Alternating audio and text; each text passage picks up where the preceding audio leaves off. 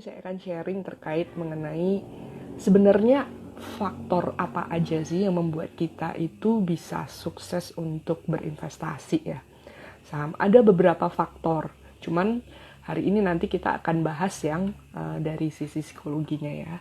Oke, baik ya. Jadi ada beberapa tahap ya yang menentukan kita itu bisa sukses untuk berinvestasi.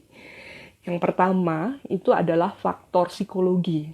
Faktor psikologi ini ngomongin tentang faktor emosi juga ya, faktor kesiapan juga ya. Penting banget ketika kita ini baru mau mulai untuk berinvestasi saham.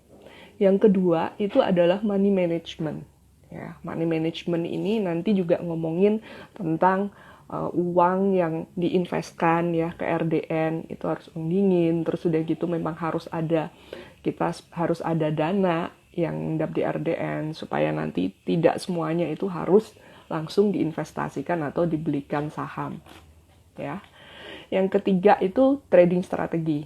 Jadi kalau teman-teman itu bisa mengkombinasikan faktor dari psikologi ini tadi ya, psikologi investor, yang kedua itu money management dan trading strategi yang bagus.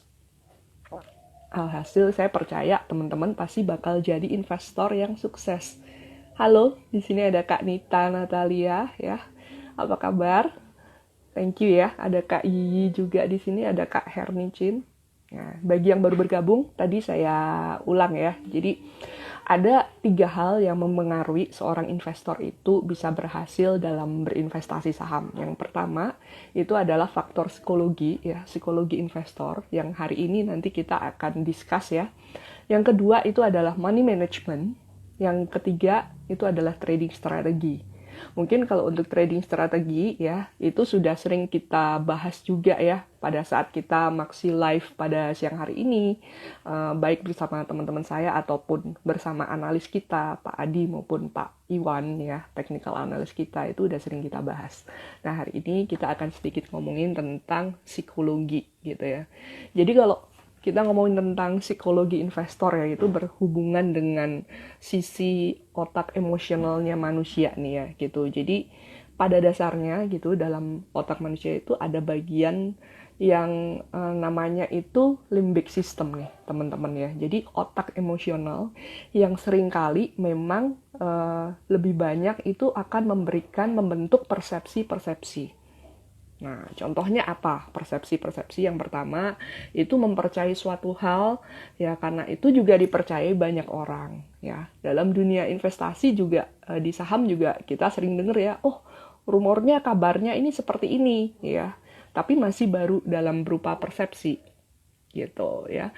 Yang kedua, mengambil keputusan dengan data yang minim dan sangat bergantung karena rekomendasi ya teman atau mungkin keluarga, nah seperti itu. Terus yang ketiga, menunda mengambil keputusan dalam berinvestasi ya. Jadi adanya bias informasi itu juga menyebabkan kita juga bisa pengaruh juga dalam keberhasilan investasi kita nih teman-teman. Terus yang keempat ada juga menahan keuntungan. Terus juga yang terakhir adalah untuk menghindari kerugian dan mencari keuntungan. Nah, ini faktor menghindari kerugian ini yang memang kita harus sebetulnya itu lebih persiapkan lagi, evaluasi lagi ya. Karena yang namanya ketika kita sudah siap untuk kita berinvestasi ya, yang namanya investasi itu selalu dibarengin dengan yang namanya resiko nih teman-teman gitu. Jadi ya memang ketika kita berinvestasi gitu, itu makanya harus kita perhitungkan juga risk sama reward-nya itu kira-kira udah sesuai atau belum gitu. Nah, dengan adanya persepsi-persepsi tersebut itu juga bisa menghambat keberhasilan kita dalam berinvestasi, teman-teman. Nah, ini ada sedikit tips ya gitu. Kalau kita lihat gimana sih supaya kita ini bisa punya satu emosional, satu psikologi investor yang bagus ya, yang buat kita ini siap gitu ketika berinvestasi. Ya, yang pertama itu pahami dulu bahwa memang yang investasi ini bukanlah cara untuk kita menjadi kaya secara instan ya, sehingga ya kita nggak perlu menjadi greedy di sini ya. Terus yang kedua, kita juga harus tahu bahwa yang tadi sempat saya sebutkan nih teman-teman, investasi itu memang ada resikonya gitu. Jadi resiko itu ya tapi resiko itu tidak berbahaya. Warren Buffett itu pernah bilang bahwa risk comes from not knowing what you are doing ya. Resiko itu akan datang ketika kita nggak tahu apa yang kita lakukan sebetulnya. Tapi kalau kita bisa mengevaluasi, kita bisa memanage resiko itu, sebetulnya resiko itu bukan sesuatu yang berbahaya. Justru memang kita harus bisa antisipasi, kita harus bisa manage, ya, kita harus bisa evaluasi, gitu, ya. Yang ketiga, belajar dan selalu mempertanyakan informasi atau rekomendasi nih, gitu. Jadi memang benar banget nih, gitu, teman-teman ya, gitu. Jadi kalau kita lihat yang namanya psikologi ketika kita lagi trading maupun investasi, itu kan banyak emosi yang muncul nih ya teman-teman gitu. Teman-teman nanti bisa sharing juga nih gitu, kalau ada pengalaman bisa diketik di kolom komen. Kadang kita bisa ada over excited ya gitu, terlalu excited, wow ini kayaknya IPO bakal gede banget nih gitu, pasti oke punya nih gitu ya, kita optimis ya. Lalu ada fear juga, ada paniknya juga. Nah, itu yang harus kita kelola nih, gitu teman-teman. Nah, ada beberapa tips ya, teman-teman. Kalau untuk trading ya, gitu.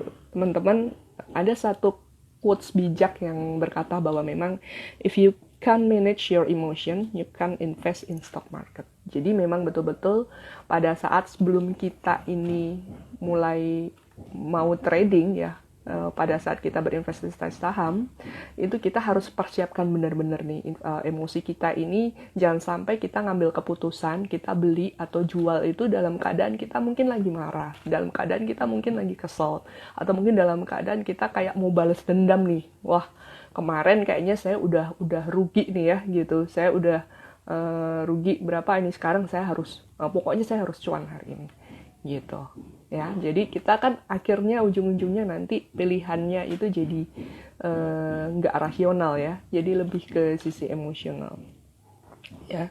Ingat yang pertama bahwa ketika kita trading ya atau berinvestasi itu bukan tentang kita ngalahin orang lain.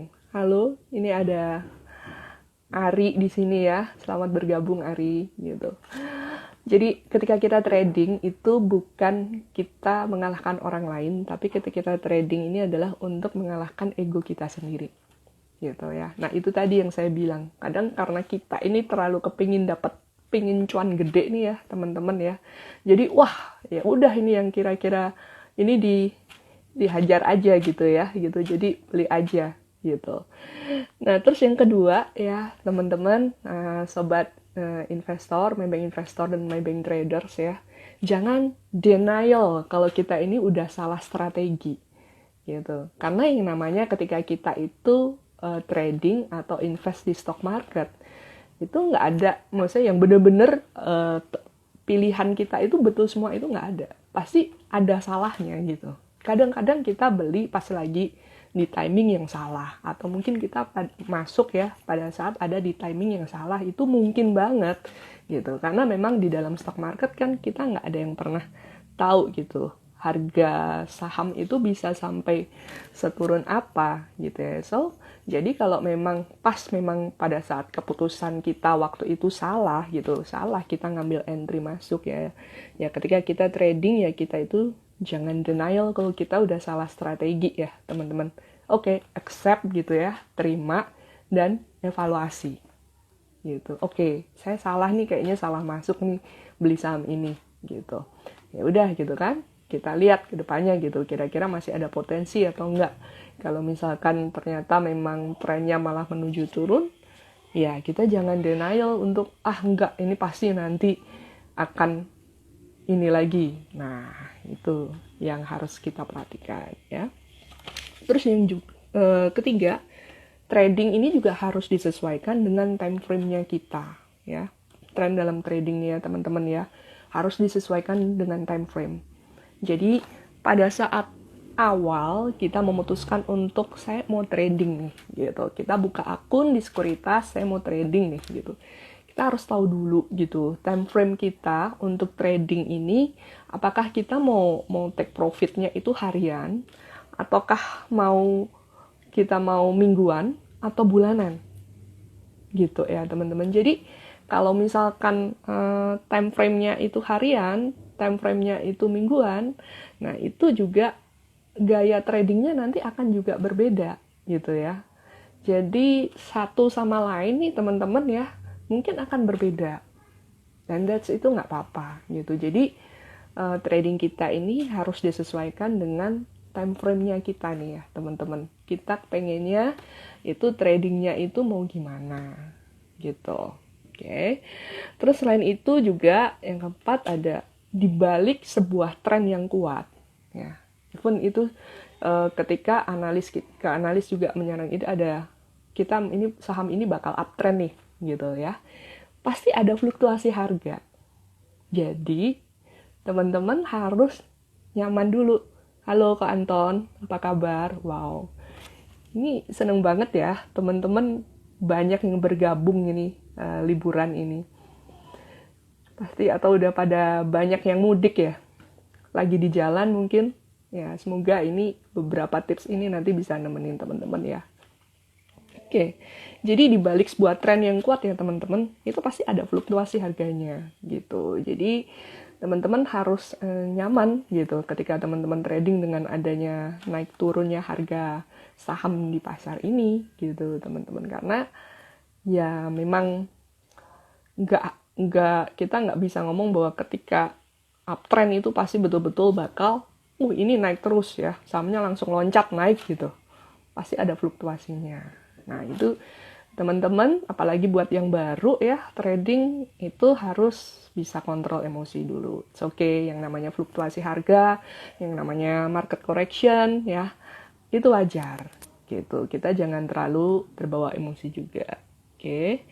Selain itu juga ketika teman-teman trading juga harus juga terus relate juga nih dengan berita-berita yang mungkin happening pada hari itu gitu ya. Jadi mungkin ketika ada berita yang bagus atau berita yang itu juga sedikit banyak ketika teman-teman trading akan ada pengaruh ke fluktuasi di harga sahamnya gitu teman-teman. Jadi ya tadi ada beberapa tips ya teman-teman ya gitu. Yang pertama saya ulang lagi aja gitu. Ini banyak teman-teman yang baru bergabung ya.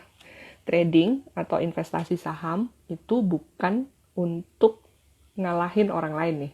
Kalau teman-teman mungkin ya ada teman atau saudara, kemarin saya habis dapat cuan ya kan, berapa persen, 100%, 200%, waduh ini kayaknya saya kurang, enggak.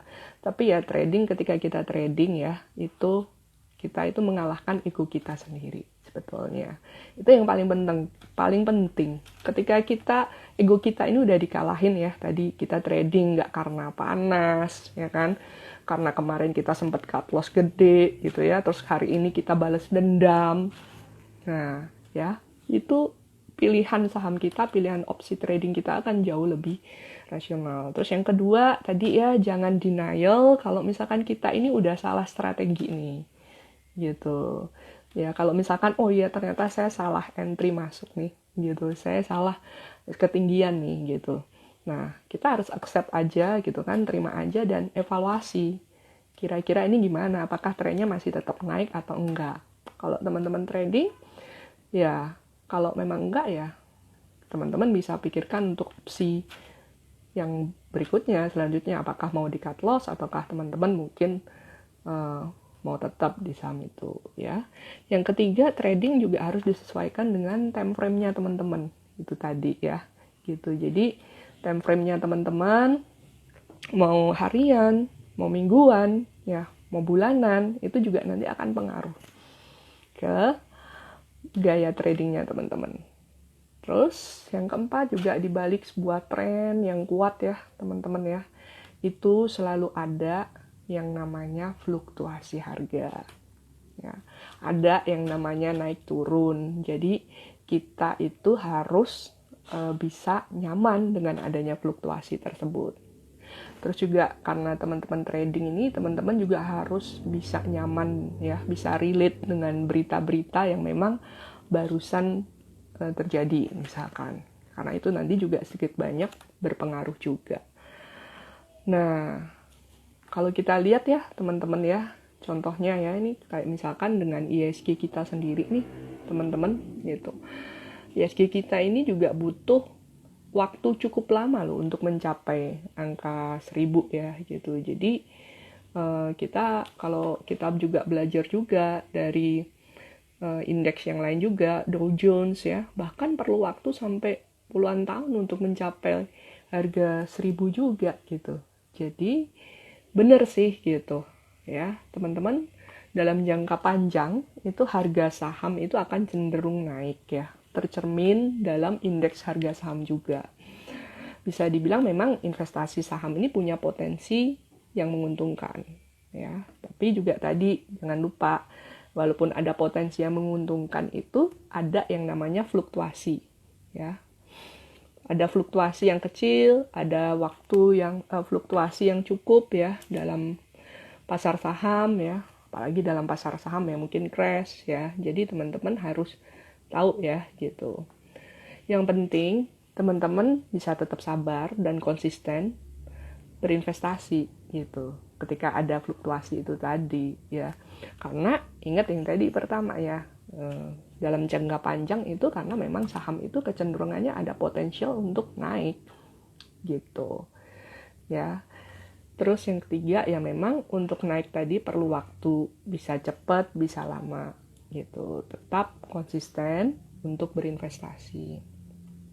Nah kadang-kadang yang memang untuk menunggu kenaikan itu ada masa konsolidasi yang cukup lama bertahun-tahun ya gitu. Nah, di fase ini memang kita perlu siap mental dan sabar nih. Gitu ya. Jadi, teman-teman ya, tadi untuk faktor yang menentukan kita untuk keberhasilan berinvestasi itu ada 3. Yang pertama tadi dari psikologi investor itu sendiri. Ya, psikologi ini tadi yang udah kita bahas beberapa nih teman-teman. Ada tips yang kita bahas ini. Terus yang kedua, money management ya. Selalu jangan dari dana yang teman-teman investasikan ya, yang siapkan untuk ada di RDN, jangan semuanya langsung dibelikan, diinvestasikan atau ditradingkan untuk saham. Selalu sediakan nilai cash di RDN. Karena apa? Kita nggak akan pernah tahu seberapa dalam ya harga saham ini mungkin akan turun atau bahkan naik ya. Kita nggak akan pernah tahu. Tapi kalau kita punya cash ya, pada saat saham ini mengalami penurunan ya, pada saat saham ini mengalami penurunan lagi, kita masih bisa masuk untuk average gitu. Terus yang ketiga tadi tentang trading strategi ya. Ini ngomongin tentang ya pilihan saham, stock pick yang sebetulnya udah sering dibahas sama analis kita kalau untuk trading strategi. Oke, teman-teman.